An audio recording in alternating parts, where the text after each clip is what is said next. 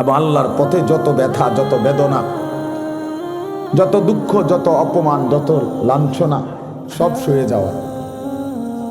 কভি আরশ পর, কভি ফরশ পর, কভি উনকে দর, কভি দর বদর, গমে आशिकी तेरा शुक्रिया मैं कहां कहां से गुजर गया।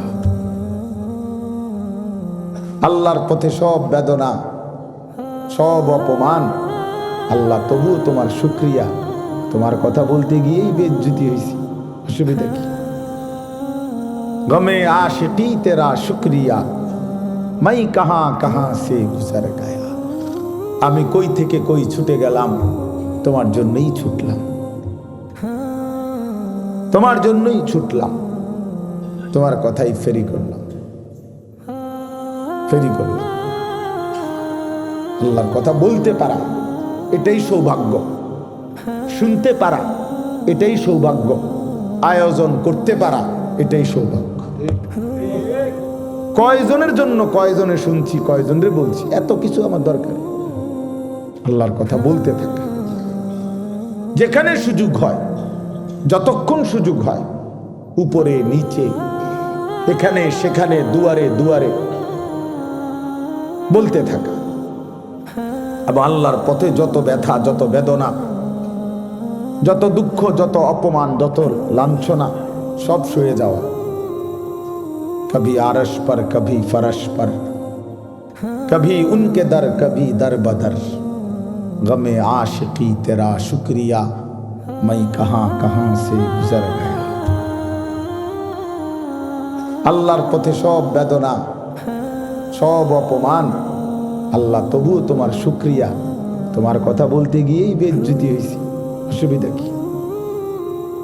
গমে आशिकी तेरा शुक्रिया मैं कहां कहां से गुजर गया।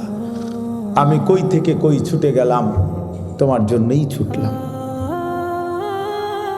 তোমার জন্যই ছুটলাম, তোমার কথাই ফেরি করলাম, ফেরি করলাম। গতকালকে আমি রাত্রে শেষ যখন বয়ান শেষ করছি, লাস্ট রাতের 1:20 বাজে, হ্যাঁ শুরু হয়েছে জোরে পড়তে। কোথায় গেছি, কতক্ষণ করছি, কি কিচ্ছু আমার হিসাব কিতাব। চলছো তো চলো ভাইয়া, বলতে থাকো, খালাস। এই জন্য বললাম দোস্ত, আমার রাগ হইও না, খামখেয়ালি করাটা আমি পছন্দ করি না।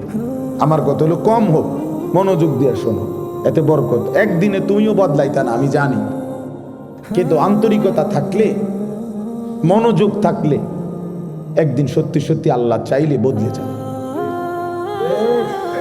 100 খুনের আসামি আল্লাহর ওলি হইছে, বেশ্যা পতিতা নারী সেও আল্লাহর ওলি হইছে, তুমি হইতা না।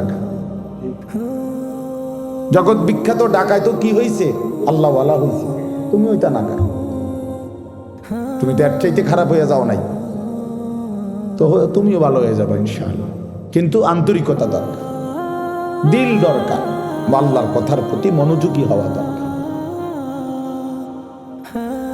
আল্লাহর কথার প্রতি মনোযোগী হওয়া দরকার। এই জন্য আমি এটা একটু শক্ত। আমার কথা হলো শতভাগ মনোযোগ দিয়ে। এই যে আমি এই জন্য মোবাইলের কথা বলছি, অর্থাৎ মোবাইল ধরে রাখলে না হাতে, সারাক্ষণ নজর যায় ওটার দিকে, মানে একটু পর পর এটা মনে পড়ে, এটা তো ওদের নিয়ে একবার ছোট করে, একবার বড় করে, একবার একটু চাপ দেয়, একটু নিচে দেয়, মানে দেখবেন মানে বেচারার টেনশনটা কাজ করে কি। তো এটারে তো তুমি অনেক কিছু করলা, কিন্তু তোমার নিজের কলিজার মধ্যে কি ঢুকছে এটা কও। মোবাইলের একবারে ছবিটা সুন্দর উঠছে, আওয়াজটা ক্লিয়ার উঠছে, সব ঠিক আছে, তো এটা দিয়ে কি লাভ হইল? আমি সুন্দর হলাম কিনা, আমি কিছু বুঝলাম কিনা, আমার ভিতরে একটা আফসোস আসছে কিনা, আমার হৃদয়ের মধ্যে একটু ফিকির অনুভূতি জাগছে কিনা, যে হায় আমি কি করছি, আমার কি করা উচিত ছিল, আমি কে, আমি আসলাম কোত্থেকে, কে আমাকে বানাইলো, কে আমাকে বানাইলো। ওই মৌলানা বলতেছিল যে আল্লাহ জানতে চাইবে বান্দা আমি কি একটা বারও আমার ডাক শুনতে পাই নাই, কেমনে পারলা? সারাদিনে কতজনরে ডাক দিলা, তুমি কি পারলা না একটা বার আমারে ডাকতে? কত জনের কত আবদার রক্ষা করলা। আমি তোমার কাছে কয়েকটা সেজদা চাইছি, আমি কি তোমার কোনো উপকার করি নাই? আজকের সারাদিনে আমি কি তোমাকে লালন পালন করি নাই? খোদার কসম, হাদিসে আছে আল্লাহ পাক হাসরের ময়দানে জিজ্ঞেস করবে, বান্দা আলাম নুসিহ জিসমাক, এই প্রথম প্রশ্ন করবে এটা। বান্দা বলো তো, মোট এতদিন আমি কি তোমার শরীরটা সুস্থ রাখি নাই?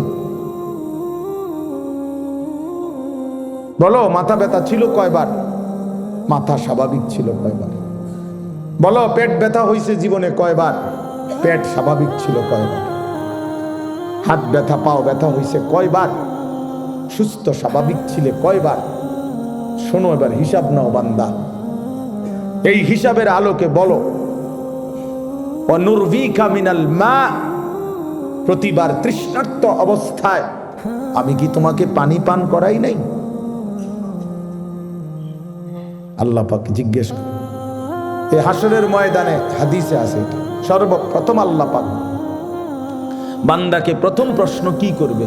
এইটা করবে, এই দুইটা কথা জিজ্ঞাসা করবে, তারপরে কথা আরো চলবে। বাকি প্রথম বলবে, বলো তো আমি কি মোট এতদিন এত ঘন্টা তোমাকে সুস্থ রাখি নাই? আমি কি তোমাকে তৃষ্ণার্ত অবস্থায় প্রতিবার পানি পান করাই নাই? একবারও মনে পড়লো না আমার?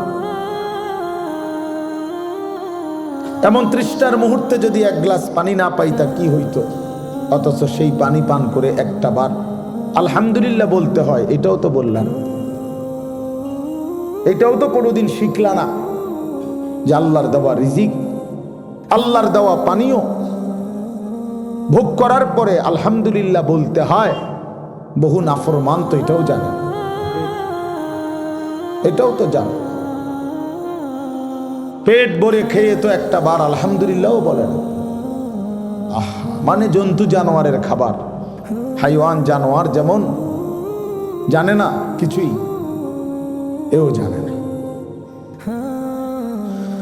এই জন্য বাপ চলেন আমি আমার আয়াতটা বলি।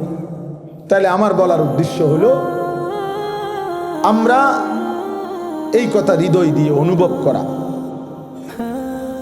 আমাদের আখিরাত আছে, আমাদের পরকাল আছে, আমাদের মৃত্যু পরবর্তী একটা জিন্দেগি আছে, এটা নিশ্চিত, এটা সত্য, শতভাগ সত্য। কবর, হাসর, মিজান, ফুলসেরাত, জান্নাত, জাহান্নাম, এটা সত্য বাপ। যদি মিথ্যা হইতো 1450 বছরে গবেষণা কইরা বিভিন্ন দার্শনিক পণ্ডিতরা অনেক তথ্য বের করতো যে এই আলোকে এটা প্রমাণিত হলো যে এটা মিথ্যা। কিন্তু কোনো কাফের বেঈমানও আজ পর্যন্ত পরকালের কোনো বিষয়কে মিথ্যা প্রমাণিত করতে পারে নাই। কোরআনুল কারীমের একটি অক্ষরকে যেহেতু ভুল প্রমাণিত করতে পারে নাই, অতএব আখিরাত সত্য। আফালা ইয়াতাদাব্বারুনাল কুরআনা ওয়ালাউ কানা মিন ইনদি গায়রিল্লাহি লাওয়াজাদু ফীহি ইখতিলাফান কাসীরা। আল্লাহ বলে, আমার বান্দারা কোরআন পড়ে দেখো না কেন, কোরআন গবেষণা করছো না কেন, দেখো না এক একটা আয়াত মিলায়া দেখো। যদি এই কোরআন অন্য কারো কাছ থেকে আসতো আমি আল্লাহ ব্যতীত, তাহলে যেই কোনো চিন্তাশীল বুদ্ধিমান ব্যক্তি গবেষণা করলেই তার মধ্যে অসংখ্য ভুল ত্রুটি ভ্রান্তি খুঁজে পেত। আল্লাহ ভিন্ন যেই লেখে, যেই বলে, তার কথা বক্তব্য লিখনির মধ্যে ভুল হয়ই হয়। 1 লক্ষ কথাও যদি সঠিক হয়, 10টা কথা ভুল হয়, ভুল হয়। আমরা একেবারে আমগো যে কোনো ওয়াইজেরও আমনে যদি খেয়াল করে এখন আমনে হয়তো কইতে পারবেন যে হুজুর এই শব্দটা এমনি না কইলে ভালো হইতো, এটা এমনি কইলেও পারতো। কথা বোঝেন নাই আমার? আমি হয়তো বুঝছি এমনি কইছি, আপনার বিবেচনায় যে না এটা এমনি কইলেও পারতো। কিন্তু এমনও কোরআনুল কারীমের মধ্যে এমনও কোনো কথা, একটা লাইন, একটা শব্দ এমন নাই যে পৃথিবীর কোনো ইমানদার কিংবা বেঈমান এটা বলছে যে এই শব্দটা এটা না কইয়া এটা কইলে ভালো হইতো, এমনও নাই। এইটাই সত্যম, এইটাই যেখানে যেটা ওইখানে ওইটাই। এখানে এর চাইতে সুন্দর শব্দ নাই, এর চাইতে চমৎকার উপস্থাপনা হইতে পারে না, এর চাইতে চমৎকার শব্দের গাঁথুনি, একটার পর একটা শব্দ চয়ন এর চাইতে চমৎকার হইতে পারে না। সকল গুণে, সকল বিবেচনায়, সর্বগুণে কোরআন শ্রেষ্ঠ। যত ভাবে, যত ঢঙ্গে, যত রঙ্গে দেখুক না কোরআন, কোরআনই শ্রেষ্ঠ। আল্লাহ বলছেন কেন? কেন এটা আমি আল্লাহর পক্ষ থেকে আসছে, আর আমি সেই মালিক, ইয়ালামু মা বাইনা আইদিহিম ওয়া মা খালফাহুম। আমি সামনেও জানি, পিছনেও জানি, কিয়ামত পর্যন্ত পৃথিবীর শেষ হালাত আমি তো জানি। তো কাজেই আমার কথার মধ্যে ভুল ভ্রান্তি অযৌক্তিক হবে কেমনে? পৃথিবী আধুনিক হইতে হইতে কই যাইয়া পৌঁছবে এটা আল্লাহ জানে না? তো তাইলে এই জন্য বাপ, কোরআনুল কারীমের কথাই শ্রেষ্ঠ কথা। আফালা ইয়াতাদাব্বারুনাল কুরআনা আম আলা কুলুবিন আকফালুহা। আল্লাহ বলেন, হায় বান্দারা, কি হলো তোমাদের? তোমরা যে কোরআন পড়ছো না, কোরআন গবেষণা করছো না কেন? নাকি তোমাদের অন্তরগুলো তালাবদ্ধ? আম আলা কুলুবিন আকফালুহা, নাকি তোমাদের দিলগুলো তালা মারা? এই বাপ, ভাইয়া, ছেলেরা, বাবারা, মুসলমান হওয়ার পরও যারা কোরআন পড়েন না, বুঝেনও না, দুই চার লাইন শব্দ তেলাওয়াতও করেন না, সত্য কথা হইল আপনার কোনো দিল নাই, আপনার আসলেই কোনো অন্তর নাই। এটা তালাবদ্ধ, এটা একটা জমাট পাথর ছাড়া আর কিছু না। আম আলা কুলুবিন আকফালুহা, আল্লাহ পরিষ্কার বলছে। কোরআন পড়ছো না কেন? কোরআন নিয়ে ভাবতেছো না কেন বান্দা? নাকি তোমাদের অন্তরগুলো তালাবদ্ধ? তার মানে বোঝা গেল যে আল্লাহর কোরআন নিয়ে ভাবে না, আল্লাহর কোরআন পড়ে না, আল্লাহর কোরআন বোঝে না, খোদার কসম তার কোনো অন্তরে নাই, তার কোনো দিল নাই, তার দিল তালাবদ্ধ, ওইটা জমাটবদ্ধ পাথর ছাড়া আর কিছু না, আর কিছু না। দুনিয়া ভোগ করে তো দুনিয়া তো আতফাও দিয়ে না ভোগ করে, চোখ নাক কান দিয়ে ভোগ করে, দিল কোনো কাজ করে না। এই জন্য আমরা কোরআনুল কারীমের দিকে ফেরা দরকার, আমাদের আখিরাতের দিকে ফেরা দরকার, আমাদের বিবেককে কাজে লাগানো দরকার। আমরা এটা ইনসাফের সাথে ভাবা উচিত।